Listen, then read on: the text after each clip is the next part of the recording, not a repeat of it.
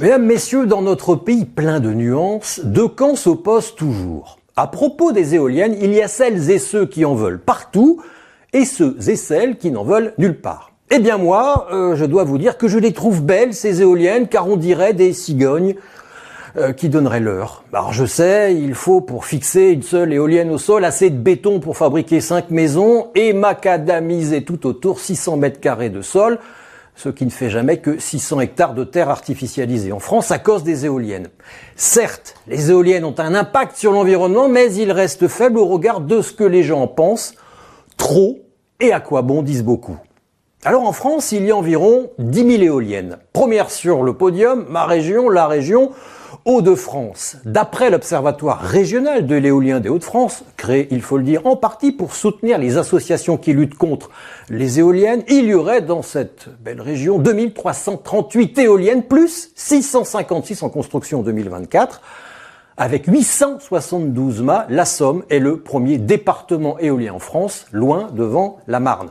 Cela fait un peu plus de 27 éoliennes visibles dans un rayon de 20 km. C'est beaucoup car les gens se sentent encerclés, enfermés. Pour tout dire, c'est ce qu'ils disent, oppressés. Quand ils vous parlent du bruit, ça et là, effectivement très présent. Quand ils vous parlent de la gêne visuelle, car la nuit, un champ d'éoliennes, ça en fait de la lumière. Quand ils vous parlent des vaches qui ne font plus de lait ou bien des oiseaux qui auraient disparu à cause des éoliennes, il y a d'abord l'expression d'un grand malaise, la verbalisation que tout a changé sans avoir été vraiment prévenu. Le paysage réel n'est plus le même que le paysage vécu, celui auquel on a été habitué. Il n'est plus le même, et pourquoi faire ? On ne bénéficie même pas de l'électricité que nos paysages produisent, entend-on en Somme. Pourtant, dans ce département pauvre, les éoliennes ont permis de ramener de l'IFER, de l'impôt forfaitaire des entreprises de réseau. Tant mieux pour les communes rurales confrontées à la baisse des dotations de l'État et à l'annulation de la taxe d'habitation.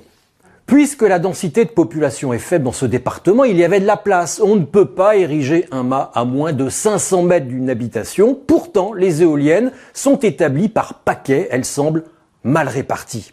Évidemment, les gens ont été avertis qu'ils allaient être consultés, mais qui regarde les panneaux d'affichage dans les mairies ? Personne. Qui se rend aux consultations publiques ? Toujours les mêmes, une minorité de gens qui a le temps, qui connaît le sujet, qui a envie et sait s'exprimer.